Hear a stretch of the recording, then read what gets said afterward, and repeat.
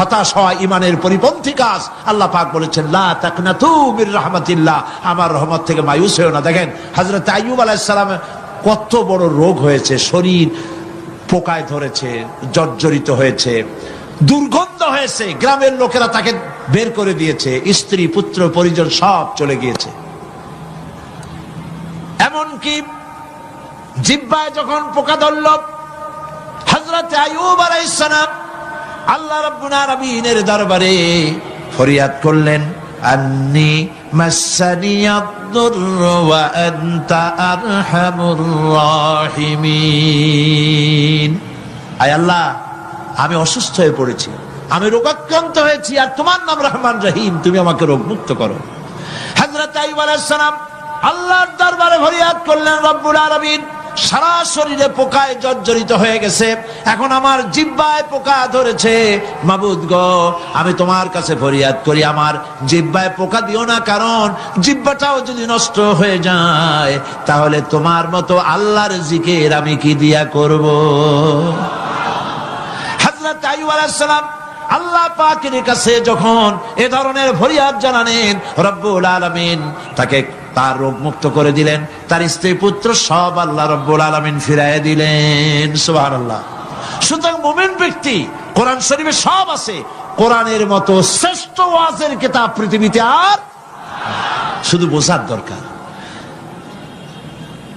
বিপদে যত বড় বিপদ আসুক, কোন বিপদে মুমিন ধৈর্য হারাবে না। হযরত ইয়াকুব আলাইহিস সালামের ছেলে ইউসুফ আলাইহিস সালামকে যখন তিনি হারায় ফেললেন, তিনি অধৈর্য হয়ে গেছিলেন নাকি? অধৈর্য হন নাই। কারণ আমি আমার বক্তৃতার সূচনায় বলেছি, আমরা কল্যাণ বুঝি না, অকল্যাণও বুঝি না। কোন বিপদ আসলে পরে আমরা হয়রান হয়ে যাই, কিন্তু বিপদের মধ্যে কল্যাণ আছে আমরা তা বুঝতে পারি না। কথা বুঝে আসছে? হযরত ইউসুফ আলাইহিস সালামকে কুয়ার ভিতরে ফেলে দেওয়া হলো। 11 ভাই মনে করেছে কুয়ার ভিতরে ফেলে দিয়া ইউসুফ আলাইহিস সালামকে মেরে ফেললাম, কিন্তু তারা বোঝে নাই আসল কামটা কি হয়েছে। এটা তো কুয়া নয়, এটা একটা টানেল, এটা একটা সুড়ঙ্গ। একদিকে কেনান হলো তার এক মুখ, ওই সুড়ঙ্গের এক মুখ হলো কেনানের। কেনান ইউসুফ আলাইহিস সালামকে ফেলে দেওয়া হলো কুয়ার ভিতরে মারার জন্যে, কিন্তু আল্লাহ পাকের ইচ্ছা ইউসুফ আলাইহিস সালাম মরবে না। এই টানেলের অপর প্রান্ত মিশরের সিংহাসনের টানেলের এপার দিয়া ইউসুফ আলাইহিস সালামকে ঢুকালেন, অপর প্রান্তে মিশরের সিংহাসনে ইউসুফকে আল্লাহ বসাইয়া দিলেন। হযরত ইয়াকুব ছেলের জন্য অধৈর্য হলেন না।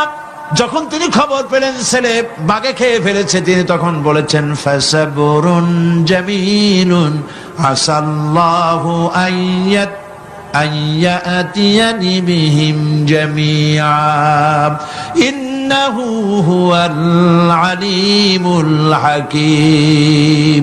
ফাসাবরুন জামিল, আমি উত্তম ভাবে ধৈর্য ধারণ করলাম, এবং আমি বিশ্বাস করি আল্লাহ রাব্বুল আলামিন আমার হারানো সবকিছু আমাকে ফিরায় দিবেন। বহু বছর পর যখন হযরত ইউসুফ আলাইহিস সালাম প্রেসিডেন্ট হয়েছেন মিশরের, 11 ভাই গেল সেখানে সাহায্য আনার জন্য। সেই ঘটনা তো শোনাবো না, এমনি বলে যাচ্ছি। এরপরে তিনি তাদেরকে পরিচয় দিলেন, ওরা ভয় পেয়ে গেল। তিনি বললেন, ভয়ের কোনো কারণ নাই, লা তাসরিবা আলাইকুমুল ইয়াউম, আজকে আমি কোনো প্রতিশোধ তোমাদের নেব না। সুবহানাল্লাহ। এর নাম পয়গম্বর, এর নাম কি? আল্লাহর নবী। আমি আজকে কোনো প্রতিশোধ তোমাদের নেব না, তোমরা যাও। পিতার অবস্থা তিনি জানলেন, কাঁদতে কাঁদতে পিতার চোখ দুটো নষ্ট হয়ে গেছে। ইয়াকুব আলাইহিস সালাম, হযরত ইউসুফ আলাইহিস সালাম বললেন, যাও। নিজের জামাটা খুললেন, গায়ের জামা খুলে বললেন, ভাইরা আমার এই জামা নিয়ে যাও, আর আমার আব্বার চোখের উপরে এই জামাটা রেখে দিও। ছেলেরা যখন হযরত ইউসুফ আলাইহিস সালামের জামা নিয়ে মিশর থেকে রওনা করেছে, গল্প নয়, উপন্যাস নয়, আল্লাহ পাক এই কোরআন শরীফে সূরা ইউসুফে বলেছেন, জামা নিয়ে মিশর থেকে রওনা করেছেন। কোথায় মিশর আর কোথায় কেনান? কেনানে বসে হযরত ইয়াকুব আলাইহিস সালাম বলছেন, তোমরা যদি আমাকে মতিভ্রম পাগল যদি মনে না করো, তাহলে একটা কথা বলি, আমার নাকে এখন আমি ইউসুফের গন্ধ পেতেছি। সুবহানাল্লাহ। তোমরা যদি আমাকে মতিভ্রম না করো তাহলে আমি বলি আমি কিন্তু ইউসুফের গন্ধ পেতেছি। সুবহানাল্লাহ। হযরত ইউসুফ আলাইহিস সালামের জামা এনে ভাইরা যখন হযরত ইউসুফের চোখের উপরে রেখে দিলেন, হযরত ইয়াকুবের দুটো চোখ সাথে সাথে আল্লাহ ভালো করে দিলেন। ফাসবরুন জামিল, ধৈর্য ধরো। ঈমানদার ব্যক্তি আশার উপরে তার জীবন বাঁচে, কারণ যত বড় বিপদ আসুক না কেন আশ্রয় পাওয়ার একটা জায়গা আছে, তার নাম হলো আল্লাহ। নাম কি? বলেন আল্লাহ। সবাই বলেন আল্লাহ আল্লাহ আল্লাহ আল্লাহ। হযরত ইউনূস আলাইহিস সালাম মাছটাকে গিলে ফেলে দিল, মাছটাকে গিলে মাটির অতল তলদেশে চলে গেছে। এত বড় বিপদ পৃথিবীর কোন মানুষের হতে পারে নাকি? বলেন, কি বলেন? মাছের পেটের ভিতরে জানালা নাই, দরজা নাই, বেরোবার কোনো পথ নাই, মাছ গেছে পানির অতল তলদেশ। আল্লাহ পাক কোরআন শরীফের ভিতরে মানুষকে শোনান, আল্লাহ ওয়াজ করছেন। সুবহানাল্লাহ বলেন। আল্লাহ পৃথিবীর মানুষকে ওয়াজ করছেন, দুনিয়ার মানুষকে শোনান। আমার ইউনূস তো ধৈর্য হারা হয় নাই। ওয়াযান্নুন ইয যাহাবা মুগাদিবান ফাযান্না আন লান নাকদিরা আলাইহি ফানাদা ফিয যুলুমাতি আন লা ইলাহা ইল্লা আনতা সুবহানাকা ইন্নী কুনতু মিনাজ জালিমিন। ফানাদা ফিয যুলুমাত, জমায়ে কাসির, ত্রিবিধ অন্ধকারের ভেতর থেকে হযরত ইউনূস আলাইহিস সালাম চিৎকার মারলেন। মাছের পেটের অন্ধকার, পানির অন্ধকার, রাতের অন্ধকার, ত্রিবিধ অন্ধকারের ভেতর দিয়ে মাছের পেটের মধ্য দিয়ে ইউনূস আলাইহিস সালাম চিৎকার মারলেন। অধৈর্য হন নাই, হার্ট ফেল করেন নাই। তিনি বলছেন, পড়েন আমার সাথে, লা ইলাহা ইল্লা আনতা সুবহানাকা ইন্নী কুনতু মিনাজ জালিমিন। তুমি ছাড়া কোনো ইলাহ নাই, কোনো উপাস্য নাই, মাবুদ নাই। তোমার পবিত্রতা ঘোষণা করছি, আমি জালিমদের অন্তর্ভুক্ত হয়ে গেছি। ইউনূস আলাইহিস সালাম যখন কাঁদতেছিলেন, আল্লাহ রাব্বুল আলামিন সেই কান্না শুনেছিলেন কিনা? বলেন, শুনছিলেন কিনা? শুনতে পেয়েছিলেন কিনা? পানির ভিতরে কেউ শোনে নাই, মাছের পেটের ভিতরে ইউনূস আলাইহিস সালাম কিভাবে চিৎকার করছেন, মাছের পেটের ভিতরের আওয়াজ পানির ভিতরে কেউ শোনে নাই, জমিনের কেউ শোনে নাই, অন্তরিক্ষে কেউ শোনে নাই, সাত আকাশের ভিতরে কেউ শোনে নাই, কিন্তু আরশে আজিমের মালিক আল্লাহ রব্বুল আলামিন শুনতে পেয়েছেন। সঙ্গে সঙ্গে রব্বুল আলামিন জবাব দিলেন, ফাস্তাজাবনা লাহু ওয়া নাজ্জাইনাহু মিনাল গাম্মি ওয়া কাযালিকা নুজিল মুমিনিন। পড়েন, ফাস্তাজাবনা লাহু ওয়া নাজ্জাইনাহু মিনাল গাম্মি ওয়া কাযালিকা নুজিল মুমিনিন। আমি ইউনূসের ডাকের জবাব দিলাম। কে বলতেছেন? বড় করে বলেন, কে বলছেন? আল্লাহ। সুবহানাল্লাহ। আপনারা কি ভয় পাইছেন? ভয় পেয়েছো মুসলমান? আল্লাহ রাব্বুল আলামিন বলেন, আমি আমার ইউনূসের ডাকের জবাব দিলাম। শুধু জবাব দেই নাই, আমি ইউনূসকে তার মাছের পেটের ভিতর থেকে বাঁচাই দিলাম। মাছের পেটের মধ্যে বেদনা শুরু হয়ে গেল, এমন বেদনা হয়েছে মাছ এখন বমি না করে পারে না। কথা বুঝতে পেরেছ? মাছ এখন বমি না করে পারে না। পানির উপরে মাছ ভেসে উঠল। আল্লাহ কোরআন শরীফের ভিতরে বলছেন, মাছ সাতরায়া কিনারায় চলে গেল, ইউনূস আলাইহিস সালামকে বমি করে ফেলে দিল। ইউনূস আলাইহিস সালাম বেঁচে গেলেন। আল্লাহ পাক বলেন, শুধু ইউনূসকে বাঁচাইলাম না, বরং আমি সকলের জন্য আশার বাণী শোনাই। শোনো মুমিনেরা, ওয়া কাযালিকা নুজিল মুমিনিন। মুমিন বান্দা যারা, যত বড় বিপদ আসুক আমারে ডাকো, আমি বিপদ দিয়ে বাঁচাই দেব। সুবহানাল্লাহ, বিপদ থেকে আমি বাঁচাই দেব। আল্লাহ পাক বলেছেন ফাইন্না মাআল উসরি ইউসরান, ইন্না মাআল উসরি ইউসরা। জেনে রাখো, দুঃখ এবং কষ্টের পরে রয়েছে সুযোগ সুবিধা, আর অসচ্ছলতার সাথে রয়েছে উদার সচ্ছলতা। যত বড় বিপদ আসছে, এই বিপদের পরে আল্লাহ পাক তার গোলামদের উপরে রহমত নাজিল করবেন ইনশাআল্লাহ। সুতরাং ইমানদার লোকেরা, তাদেরকে আল্লাহ পাক বলছেন কোনো ভয় নাই, কোনো চিন্তা নাই, যত বড় বিপদে পড়ো আমারে ডাকো, আমি ডাকের সাড়া দিয়ে দেব। সবাই আল্লাহরে ডাকেন, সুবহানাল্লাহ ওয়ালহামদুলিল্লাহ লা ইলাহা ইল্লাল্লাহ। জোরে পড়েন সুবহানাল্লাহ ওয়ালহামদুলিল্লাহ লা ইলাহা ইল্লাল্লাহ, সুবহানাল্লাহ ওয়ালহামদুলিল্লাহ।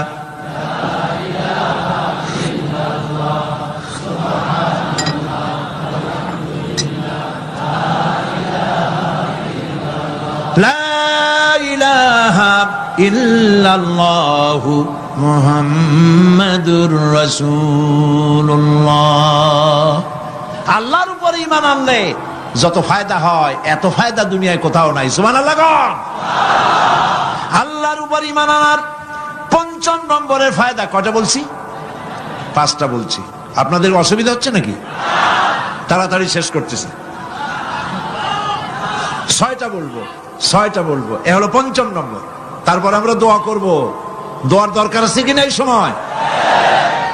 ৫ম নম্বরে আল্লাহর উপরে ঈমান আনলে পরে আরেকটি বড় ফায়দা, সেটা হলো কঠিন এবং কঠোর বিপদে আল্লাহ পাক তার মধ্যে অবিচলতার এবং ধৈর্য ধরার তৌফিক দিয়ে দেন। সুবহানাল্লাহ। যত বড় বিপদ আসুক, সেই বিপদে মুসিবতে আল্লাহ পাক মুমিনদেরকে আল্লাহর উপরে নির্ভরতা শিখায় দেন। সুবহানাল্লাহ। কারণ মুমিনদের জানা আছে যে ইমানদারদের বিপদ নতুন কিছু নয়, একেবারে আদম আলাইহিস সালাম থেকে শুরু হয়ে আসছে। ঠিক কিনা? আদম আলাইহিস সালামের বিপদ হয় নাই? আদম আলাইহিস সালামের বিপদ কি? শয়তান। তার বিপদ কি? শয়তান ছিল বিপদ। প্রত্যেক নবীর সময়ই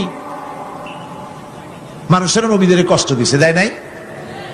বিশ্বকবি ইকবাল বলেছেন, সতীজা কা রহা है अजल से तायम रोज, सतीजा का रहा है अजल से तायम रोज, चरागे मुस्तफा भी से शरारे बुलहबीस।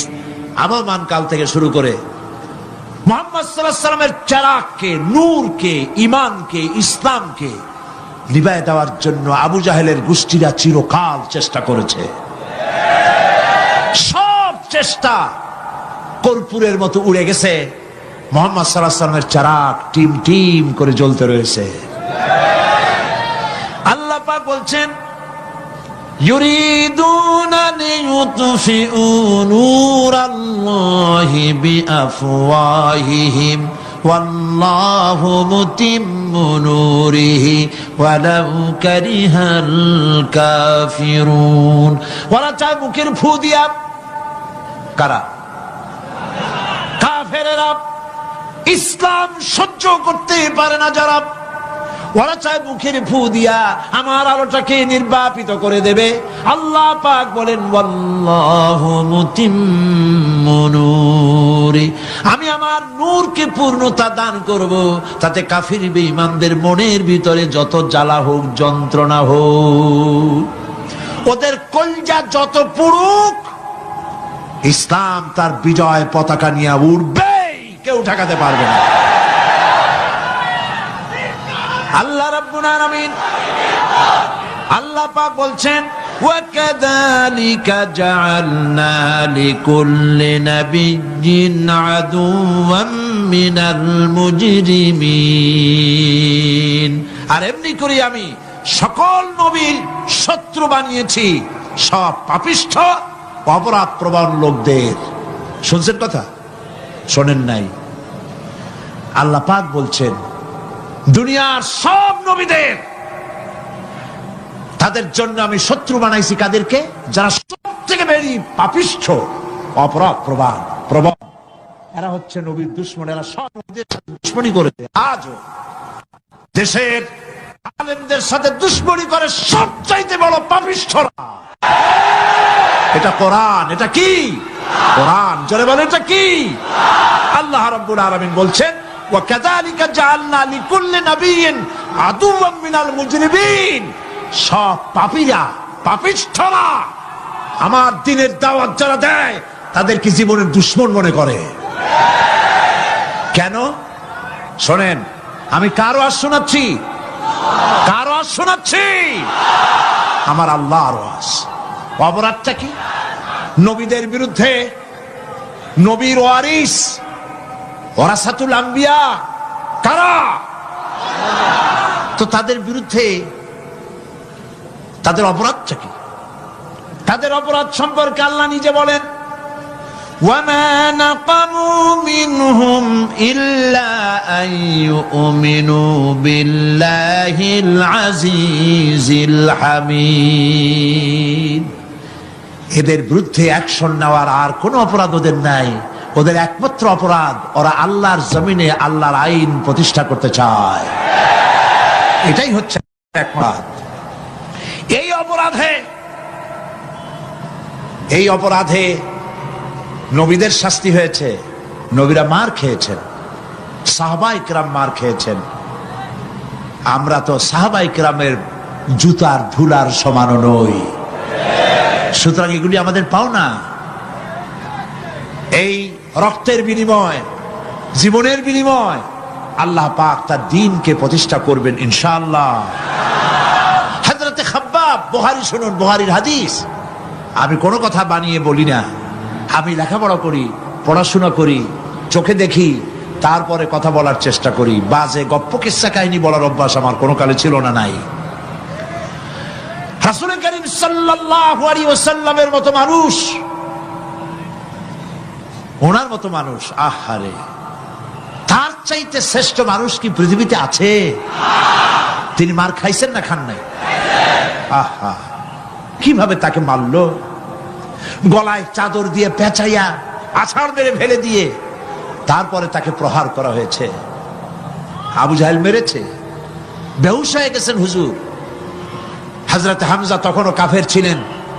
শিকার থেকে ফিরে এসে মুহাম্মদ সাল্লাল্লাহু আলাইহি ওয়াসাল্লামের অবস্থা দেখে পায়ের রক্ত মাথায় উঠে গেছে। আপন ভাইয়ের ছেলে, আর এমন ছেলে। চলে গেলেন আবু জাহেলের বাড়ি। বললেন, আবু জাহেল, তুই নাকি মুহাম্মদ সাল্লাল্লাহু আলাইহি ওয়াসাল্লাম মারছিস? কেন মারলি? তিনি তো ভালো কথাই বলেন, সব সময় বলেন সত্য কথা বলো, মানুষের উপকার করো, এতিমকে আশ্রয় দাও। এত সুন্দর সুন্দর ভালো ভালো কথা বলেন। তার মতো ভালো মানুষ তো দুনিয়ায় দেখি নেই। মারলি কেন? তুই কি মনে করছিস যে আব্দুল্লাহ মারা গেছে বলে এতিম হয়ে গেছে মুহাম্মদ সাল্লাল্লাহু আলাইহি ওয়াসাল্লাম? তোর মনে রাখা উচিত আব্দুল্লাহ মারা গেছে, হামজা মরে নাই। হযরত হামজা ধনুক বাইর করলেন, এক বাড়ি মারলেন মাথার উপরে, মাথা ফাটা রক্ত বেরিয়ে গেল। হামজা হন হন করে হেঁটে এলেন রাসূলের কাছে।